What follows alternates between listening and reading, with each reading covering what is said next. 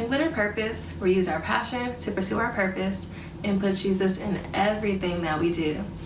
I am Imani Naila, and this is Bible Study with me. We are in our year-long Genesis study, and this week we are in chapter 31, and I have titled this, God's Got Me.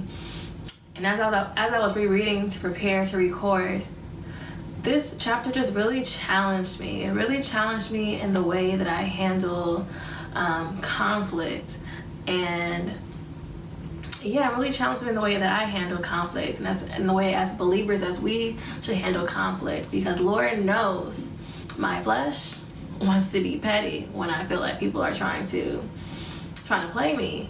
And in this chapter we see Laban trying to play Jacob, but nevertheless, even if I want to be petty, nevertheless, not my will. And so it's really, like I said, it really challenges us in how to deal with conflict and how we deal with people trying to try us. But so when we left off in last week, Jacob told Laban he was ready to go. He's ready to start his own life. At this point, it's been 20 years. So it's actually been 20 years since he's been there. And he's ready to start his own life. Because all his work goes, and all the profit of his work goes towards Laban at this point. And they made this agreement, and Laban was deceitful, which kind of like you reap what you sow. Because Jacob was deceitful in the past. He was deceitful with his brother Esau. He was deceitful with his dad. And so it's kind of like he's reaping what he's sowing, in a way, with Laban being deceitful towards him. So in chapter 31 now, Laban's sons are hating. They're jealous of the wealth that Jacob is acquiring, because they did make the agreement that he would get all the blemished animals. Even though Laban tried to play him, God had his back. That's what the title is, God's Got Me. So it says, but Jacob soon learned that Laban's sons were grumbling about him. They're saying, Jacob has robbed our father of everything. He has gained all his wealth at our father's expense. And it says, and Jacob began to notice a change in Laban's attitude towards him. So he's noticing this shift. And I don't know about you, like if I notice like, okay, somebody has a problem, I'm not the confrontational type of person, but I'm kind of like okay, well, I'm just going to distance myself from you since you were acting that way. I would have to like really push myself to try to like see like, okay, what's happening, what's going on. So y'all pray for me, because I'm working on that and being a better communicator and leaning into the discomfort. But anyways, verse 3 says, then the Lord said to Jacob, return to the land of your father and grandfather and to your relatives there, and I will be with you. He's been being mistreated by Laban. He's been playing him, he's been trying him. Laban's sons are upset with him. He's noticing the shift in Laban, but he waited on the Lord to give him direction. So just because life gets tough, just because we're facing opposition, it does not mean we need to leave, or we need to, not always, it's not always a sign for us to run in the other direction, which is what I tend to do. We need to be still and know, that he is God, and wait on him to give us direction, even in opposition. My little lamp fell over. So Jacob called Rachel and Leah out to the field where he was watching his flock. He said to them, I have noticed your father's attitude towards me has changed, but the God of my father has been with me. You know how hard I have worked for your father, but he has cheated me, changing my wages 10 times. But God has not allowed him to do me any harm. For if he said the speckled animals will be your wages, the whole flock began to produce speckled young. And then he changed his mind and said, the striped animals will be your wages. Then the whole flock produced striped young. In this way, God has taken care of your father's animals and given them to me. And he says, one time during the mating season, I had a dream and saw that the male goats mating with the female goats were streaked, speckled, and spotted. Then in my dream, the angel of God said to me, Jacob. And I replied, "Yes, here I am." The angel said, "Look up, and you will see that only the streaked, speckled, and spotted males are mating with the females of your flocks. For I have seen how Laban has treated you.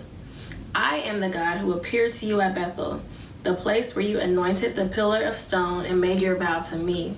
Now get ready and leave this country and return to the land of your birth."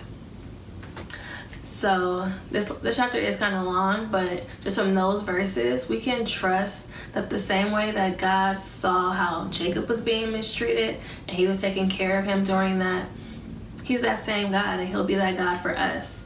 That even when we're trying our best to do the right thing and people are not treating us right, God is with us and he is making things right on our behalf. So he's telling his wife this story. Well, he's telling his wife what's going on and that God is leading him to leave. So it says, Rachel and Leah responded, "That's fine with us. We won't inherit any of our father's wealth anyway. He has reduced our rights to those of a foreign woman, and after he sold us, he wasted the money you paid him for us. All the wealth God has given you from our father legally belongs to us and our children. So go ahead and do whatever God has told you." So his wives are like, "Hey, he ain't been treating us right anyways, so, peace, we're ready."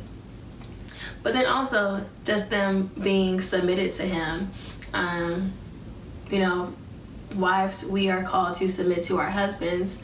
And if we're equally yoked, we can trust that our husband hears from God, and that when he comes to us with a decision that he's made, we can submit to it because we know he is submitted to God. And by submitting to him is actually submitting to God and being led by God, if that makes sense. So ladies, we gotta be equally yoked so that we can submit to a man who hears from God. So it says, so Jacob put his wife and children on camels, and he drove all his livestock in front of him. He packed all the belongings he had acquired in Paddan Aram and set out for the land of Canaan, which is the promised land, where his father Isaac lived. At the time they left, Laban was some distance away shearing his sheep. And it says, Rachel stole her father's household idols and took them with her. Jacob outwitted Laban the Aramean, for they set out secretly and never told Laban they were leaving. So Jacob took all his possessions with him and crossed the Euphrates River, heading for the hill country of Gilead. So remember, Laban was gone when he left.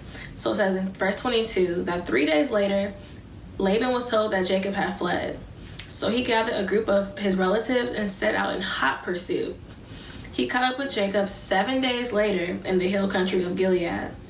But the previous night, God appeared to Laban in a dream and told him, "I'm warning you, leave Jacob alone." Like, who doesn't want to have God on their side? Like, to have God have your back. Sometimes, we're so concerned, about the opposition we're facing or the enemies, and we're trying to do things in our own strength. But God, He will handle our enemies.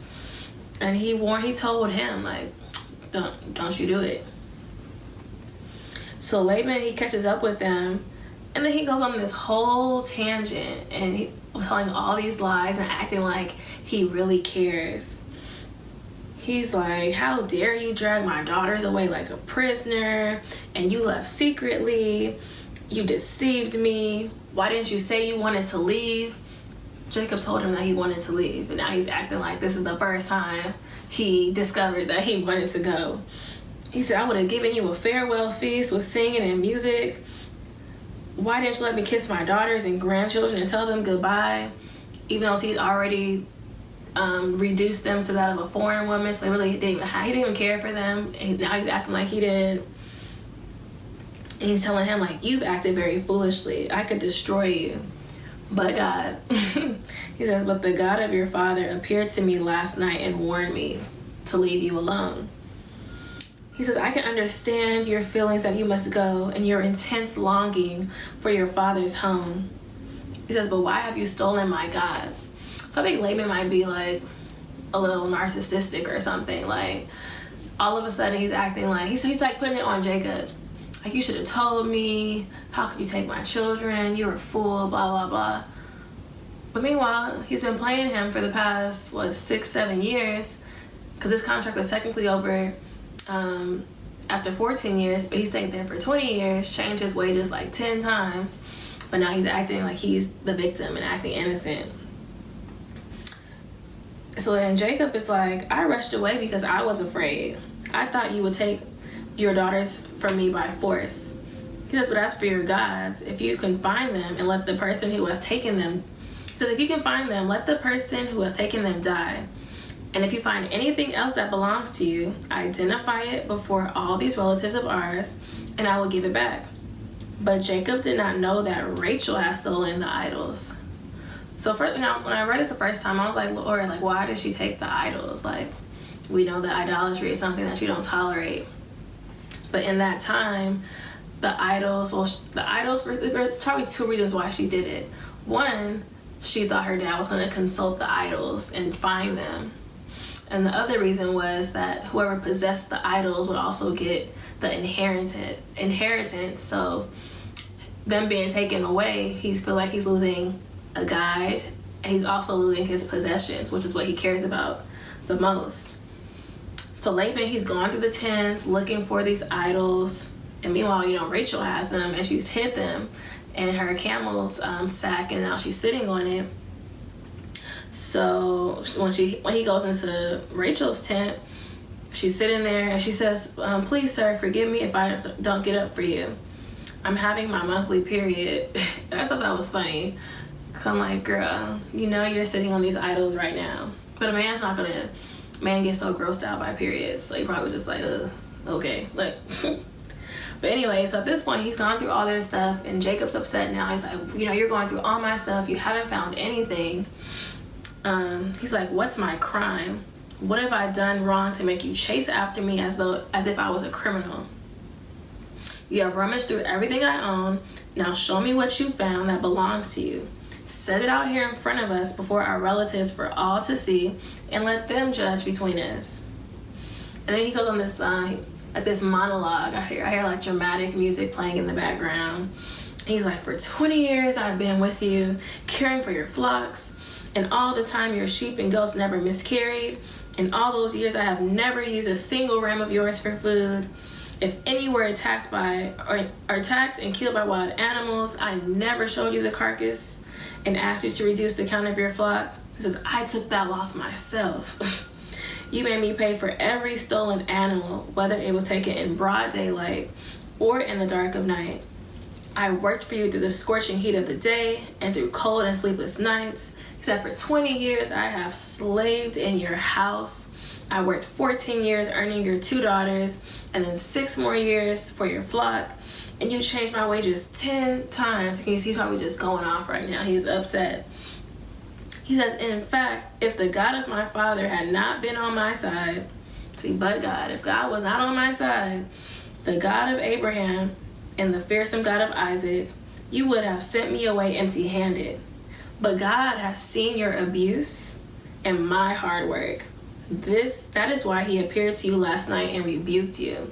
So he went on this long tangent about how he's just mistreated him, but then he brought it back. Sometimes when we have our moment, we gotta bring it back and realize God has been faithful and God has been there. I don't love how God allows us to have our tantrums, because I definitely be having tantrums. He let him have his tantrum, and then he brought it back and remembered. But God, we have to do that same thing when we get in our emotions and we get in our flesh. We gotta bring it back and realize, but God has been faithful, but God has been good, and that God's got me. So then they decided to make a treaty. So at the end, so Laban replied to Jacob, these women are my daughters, and these children are my grandchildren, and these flocks are my flocks. He's like, in fact, everything you see is mine. But what can I do now about my daughters and their children? So come, let's make a covenant, you and I, and it will be a witness to our commitment. So he kind of just disregards Jacob, like, all this stuff is mine. Even though you worked for it and earned it, I'm gonna say it's mine. I don't like Laban. Like, so they set up a monument as a witness to this treaty that they're making. And I'm not going to read all of it. So I'm skipping down to verse 50, verse 49. That says, may the Lord keep watch between us to make sure that we keep this covenant when we are out of each other's sight. And he says, if you mistreat my daughters or if you marry other wives, God will see it, even if no one else does. He is a witness to this covenant between us. So this just reminds me of like the sovereignty of God and the providence of God, how he's watching over everything. He's omnipotent, he's omnipresent, he's omniscient, and that he knows all, he sees all, he knows all, he knows our hearts. So when we do give our word to people, in the way that we treat other people, in the way that we go about our day-to-day lives as believers, God sees us. And we should always, keep that in our mind and keep that in our heart. When we think nobody else is looking, God is looking.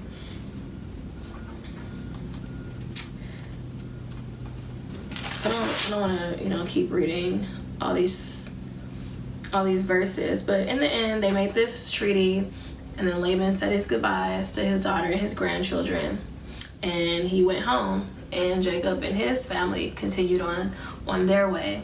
So next week we're gonna see how Jacob and Esau reunite. Because Esau was ready to kill Jacob. So we're gonna see how that turns out. So Jesus loves you. I love you.